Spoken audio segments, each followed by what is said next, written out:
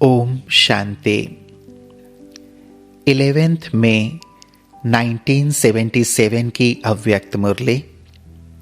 Heading है संपन्न स्वरूप की निशानी, शुभ चिंतन और शुभ चिंतक।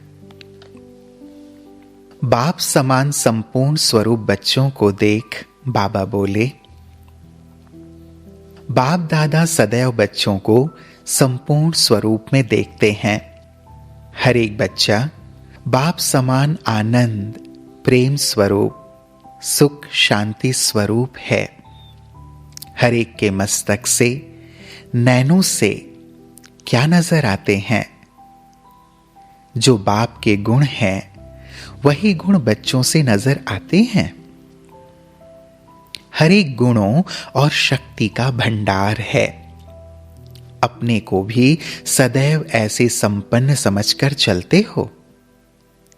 संपन्न स्वरूप की निशानी सर्व आत्माओं को दो बातों से दिखाई देगी। वह दो बातें कौन सी हैं?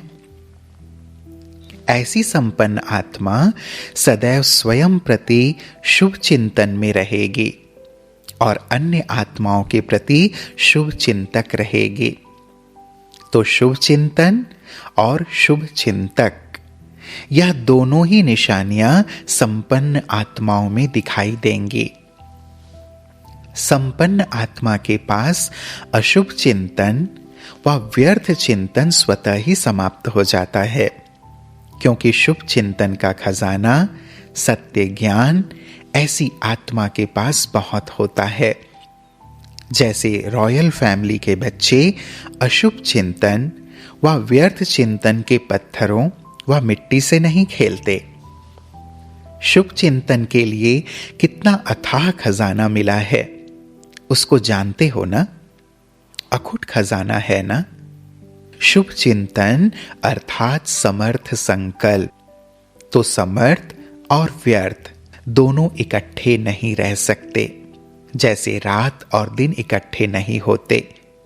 अमृत वेले उठते और आंख खोलते ही क्या शुभ संकल्प व चिंतन करना है, यह भी बाप ने सुना दिया है।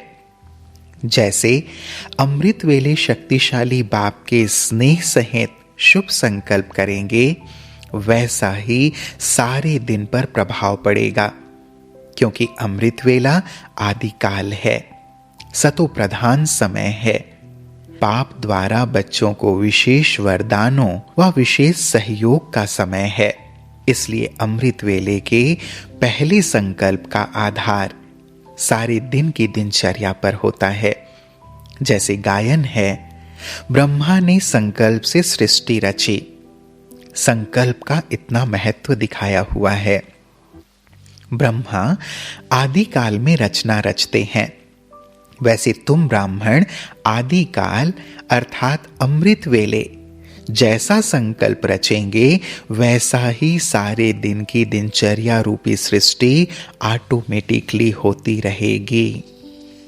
ब्राह्मणों का पहला संकल्प कौन सा है?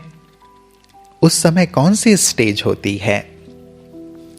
बाप समान स्थिति में स्थित हो मिलते हो ना? आंख खोलते कौन सा संकल्प आता है? बाप के सिवाय और कोई दिखाई देता है? जब गुड मॉर्निंग करते हो तो बच्चा समझ बाप को गुड मॉर्निंग करते हो ना? तो बच्चा अर्थात मालिक, और बाप भी बच्चों को क्या रिस्पॉन्ड करते हैं? बालक सो मालिक बच्चे, बाप के भी सिरताज बच्चे। तो पहला ही संकल्प समर्थ हुआ ना? पहली मुलाकात बाप से होती है और पहले मिलन में बाप हर रोज समान भाव का वरदान देता है, जिसमें सब वरदान समाये हुए हैं। तो जिसका आरंभ ही इतना महान हो, तो उसका सारा दिन कैसा होगा? व्यर्थ हो सकता है। लेकिन ऐसी श्रेष्ठ मुलाकात सदा कौन कर सकता है? जिसका संकल्प भी बाबा और संसार भी बाबा है। ऐसे बाप के समीप बच्चों की मुलाकात समीप से होती है। नहीं तो समीप की मुलाकात नहीं, लेकिन सामने की मुलाकात होती है। सब बच्चे मुलाकात जरूर करते हैं, लेकिन नंबर 1 बच्चे समान स्वरूप से समीप अर्थात साथ का अनुभव करते हैं। साथ भी इतना जैसे कि 2 नहीं, लेकिन 1 हैं। सेकेंड नंबर बाप के स्नेह को, बाप के वरदानों को, बाप के मिलन को समान स्वरूप से नहीं, लेकिन समान बनने के शुभ संकल्प स्वरूप होकर मिलते हैं। सम्मुख का अनुभव अर्थात बाप से सर्व प्राप्ति हो रही है, ऐसी अनुभूति करते हैं। तो फर्स्ट नंबर समान बनकर मिलते, सेकेंड नंबर समान बनने के संकल्प से मिलते हैं। तीसरे नंबर की तो बात ही नहीं पूछो। तीसरे नंबर वालों की लीला विचित्र होती है। अभी अभी बच्चा बन मिलेंगे और अभी अभी मांगने वाले बन जाएंगे। बहुरूपी होते हैं, कब किस रूप में मिलेंगे, कब किस रूप में। तो बच्चों में भी मिलन मनाने में नंबरवार हो जाते हैं। लेकिन जिनका संकल्प सदा श्रेष्ठ है, अर्थात बाप के समान स्वरूप का मिलन है, उन्हों का अमृत वेले का पहला संकल्प सारे दिन की दिनचर्या पर प्रभाव डालता है। ऐसी आत्माएं निरंतर शुभ चिंतन में स्वतः ही रहती हैं। सेकेंड नंबर स्वतः नहीं रहते, लेकिन बार बार अटेंशन रखने से शुभ चिंतन में रहते। तीसरा नंबर शुभ चिंतन और व्यर्थ चिंतन दोनों युद्ध में रहते, कब विजयी कब दिल शिकस्त हो जाते। सदा शुभ चिंतन में रहो, उसका साधन सुनाया आदि काल का समर्थ संकल्प। ऐसे शुभ चिंतन में रहने वाला सारे दिन में संबंध संपर्क में आई हुई आत्मा प्रति सदा शुभ चिंतक रहता है। कैसी भी कोई आत्मा चाहे सतोगुणी चाहे तमोगुणी संपर्क में आवे, लेकिन सभी के प्रति शुभ चिंतक अर्थात अपकारी के ऊपर भी उपकार करने वाले। कभी किसी आत्मा के प्रति घृणा दृष्टि नहीं होगी, क्योंकि जानते हैं कि अज्ञान के वशीभूत हैं, अर्थात बेसमझ बच्चा है। बेसमझ बच्चे के कोई भी कर्म पर घृणा नहीं होती है, और ही बच्चे के ऊपर रहम व स्नेह आएगा।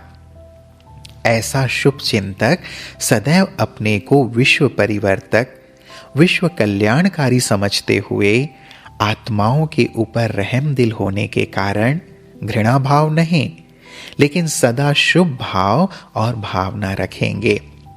इसी कारण सदा शुभ चिंतक होंगे।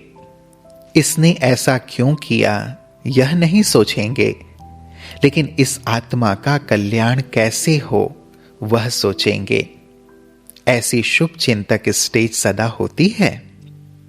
अगर शुभ चिंतन नहीं तो शुभ चिंतक भी नहीं, दोनों का संबंध है। ऐसे संपन्न बनने के लक्ष्य रखने वाले इन दोनों लक्षण को धारण करो। समझा? अगर व्यर्थ संकल्प चलेंगे तो शुभ चिंतन की स्टेज ठहर नहीं सकेगी। इसलिए अपनी चैतन्य शक्ति को देखो, शुभ चिंतक बनने का अभ्यासी बनो। आपकी ही शक्तियां हैं ना। जो सेवा करते हैं, ऐसे सेवाधारियों के प्रति बाप का सदा विशेष स्नेह रहता है, क्योंकि त्याग मूर्त है ना, तो त्याग का भाग्य स्वतः ही मिल जाता है। क्या और कैसे मिलता है उसको जानते हो? जैसे एक होता है मेहनत से कमाना, और दूसरा होता है अचानक कोई लॉटरी मिल जाए तो अपने पुरुषार्थ की शक्तियों व सर्व गुणों की अनुभूति करना।